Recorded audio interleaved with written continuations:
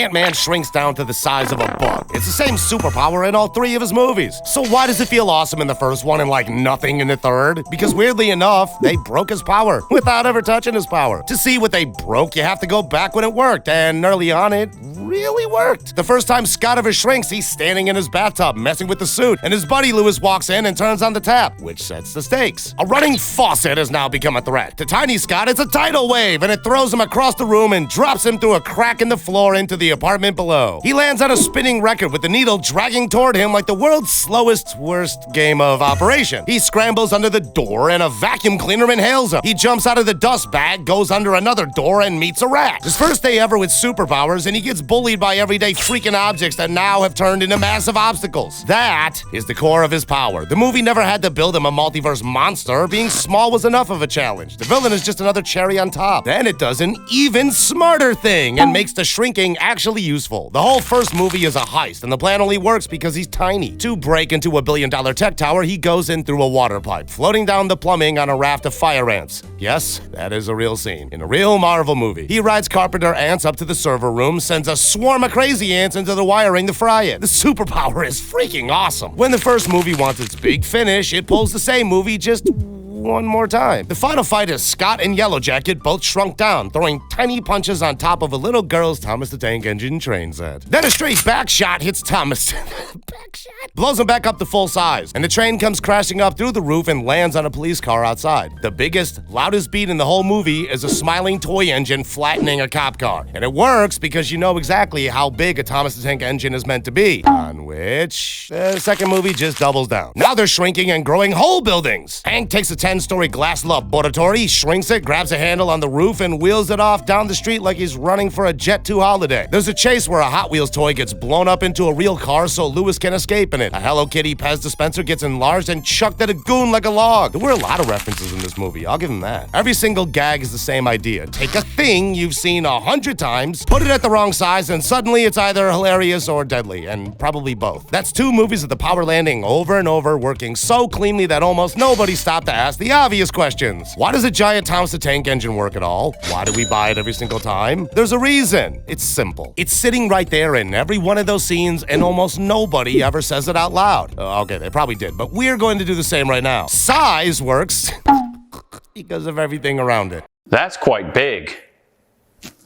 Impressive. Small only exists next to big. A guy the size of an ant means nothing on his own. We just call them short kings to make them feel better. Also, your pee-pee seems enormous if your hands are small. It also seems a lot bigger if you use a wide-angle lens to take photos. Do with this information what you wish. It seems tiny if it's in the hands of a contestant of My 500-Pound Life. The way it works in real life is the same way it works in a movie. A giant monster like Godzilla feels giant because of the tiny people running away underneath it. The monster on its own does nothing. Take the people out, perhaps also remove the city, and Godzilla is just a lizard floating in a salty gray soup with nothing to be bigger than except for some waves. King Kong only works because there's a normal-sized woman sitting in his giant hand, climbing a building of which we know is gigantic. It's the same move a monster movie pulls with rain or dust or one parked car in the corner of the shot to give your eyes something it already understands to hold the big thing up against. So, back to our tiny man. Every Ant-Man gag runs on it. Thomas is funny huge because you owned a Thomas, or your weird cousin did. Maybe you just like Thomas the Tank Engine memes. The gap between how big something in the real world is the joke, which is why the power barely needs anything to work. Like, just put in a bathtub, a kitchen, a bedroom with toys on the floor. Give the shrinking one normal room and it sells itself every time. Maybe they thought it would get stale, so they took the room away, and what happened after that is horrible. Quantum Mania drops the whole family into the quantum realm pretty early and then never leaves. The entire movie lives down there. And the quantum realm has a lot going on. There are suns that can eat you. There are blobs that morph into other blobby blues. Some may call him Veb, but I call him blobs. There's sentient broccoli that fights in battles. The buildings are alive, and some of them are soldiers in a resistance army. Water falls up. Clouds sit still. It's a mixed mashup between like a Tatooine desert and an Avatar forest and a little bit of Finding Nemo underneath. A lot of shit just made up, which is exactly the problem. Not one single thing in that world is a size you recognize. Remember the rule? Small only works next to normal. You need those everyday objects, something your brain already has a measurement for, so you can feel how tiny he's gotten. The quantum realm has none of that. There's a screaming sun with a mouth. How big is the screaming sun with a mouth? I don't know. You don't know. Nobody knows. It's quantum. When Ant-Man shrinks down here, he gets small compared to a fighting broccoli. And a fighting broccoli could be the size of a dog or the size of a stadium, because you've never seen one before in your life unless you've taken some sweet psychedelics. And in that case, I want you to write for me. We need lunatics like that with terrible takes on movies and superheroes. Just like these. The movie gets worse, though, because it keeps trying to go big, but it just can't. You'll see. The big hero moment near the end is Scott growing into Giant Man, the storm Kang's fortress. On paper, that's the coolest the power gets. He's enormous. He's wrecking an army. Except he's enormous next to an alien citadel in a world with no horizon or streets or, like, people the size of people. Giant compared to what? A building you've already watched walk around on its own? When the giant guy and the thing he's giant next to are both completely made up, the size just cancels out. He's another shape in the quantum soup. The first movie made a toy train terrifying. This one just doesn't do shit. Then there's the probability storm story or plot, whatever. Scott walks into it and it splits him into millions of copies of himself, every version of every choice he could have ever made. There's even a Scott who quit the hero stuff and stayed working at Baskin-Robbins, completely baffled about why the other ones are dressed up. A funny idea. Millions of Ant-Men on screen at once, though it lands as nothing, because a million of something only hits if you could feel the one. We don't care about the one. Even the ants betray the rule. In the old movies, the ants were the normal thing. Real bugs, the kind in your kitchen. Here, the ants got pulled into the quantum realm years back, evolved into a hyper-intelligent super civilization, built their own technology, and come back as an army that nearly beats a literal god. What were the directors taking when coming up with this film? Like, I honestly need some of that. You know what? Fuck this. The premise is hilarious and I fully respect it. But now that means that the one ordinary thing this franchise had left, the humble garden ant, now also has a flag and a parliament. Oh my god. Normal has officially left the building. And still, no one touched the superpower. Scott shrinks the exact same way he did in the bathtub. He grows the exact same way he grew to wheel a lab down a street. The discs still work. The suit still works. In the final fight, they even win by slapping a load of growing and shrinking discs on the Kang's machine, which is the most Ant-Man way to win a fight ever put on film, but whatever. The power is all still there. It just stopped doing anything to you. It took the normal room, swapped out for a living building and a broccoli soldier and a son that wants to eat you, and then they pointed a camera at a tiny man and waited for you to be amazed? You weren't, and that's not on you. So why would anyone build a movie like this? Let's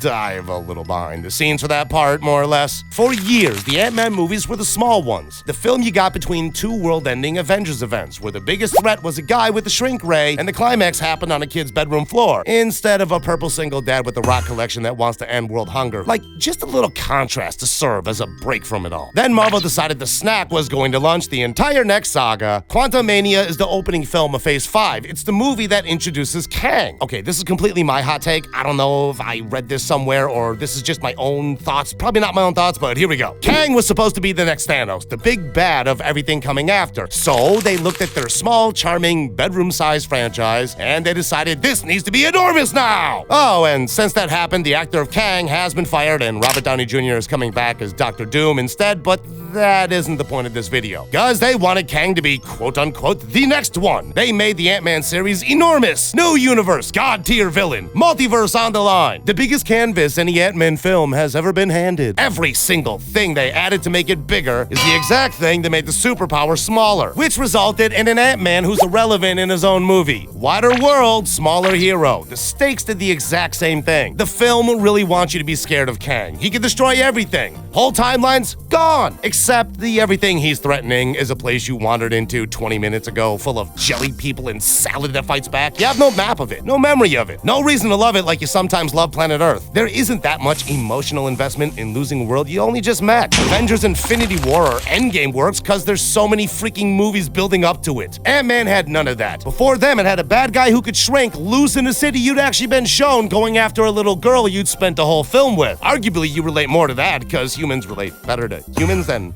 fighting broccoli. But, and this is a very big but, hello Elastigirl, for about 2 minutes, this exact movie did it perfectly. It had the whole answer sitting there and just gave up on it. Quantum Mania opens in San Francisco, a real city. Wow, thanks for pointing that out, Logic Logan. You're so smart. Scott's doing a reading from his memoir at an actual bookshop, getting recognized on the street. Mildly annoyed that someone thanked him and named him Spider-Man. I think that was the sequence, whatever. Shit. Maybe it was at the end? It doesn't matter. There's a sequence at some point in which he's a normal man, normal town with normal problem. Then his daughter Sassy Cass comes out of her holding cell, and on the way out, she pulls a shrunken police car out of her pocket. And it works! Instantly! Yes! You feel it! The exact way you felt the Giant Thomas, because you know precisely how big a police car is meant to be. And it is currently the size of a Hot Wheels. The power wakes straight back up. That's the best shrinking gag in the whole movie, and it happens before the plot has even started, with a cop car in a police station. Then they fall into the quantum realm, and the film spends 2 hours and a reported $200 million trying to claw back a feeling it had for free in the first 5 minutes standing in San Francisco. They had it. The answer was sitting in their own opening scene. A real car, a normal-sized kid holding the joke. Then they pressed a button, dropped everyone into the realm, and spent the rest of the runtime wondering where the magic went. It went back to San Francisco. It had been standing there the whole time, holding a tiny police car. They never touch Ant-Man's power. They just took the floor out and any size references from underneath it. Yeah, remember how they called Ant-Man Spider-Man? Spider-Man has even worse problems with his superpower, especially with Brand New Day coming up. Don't know which problems I'm talking about? Click here to find out.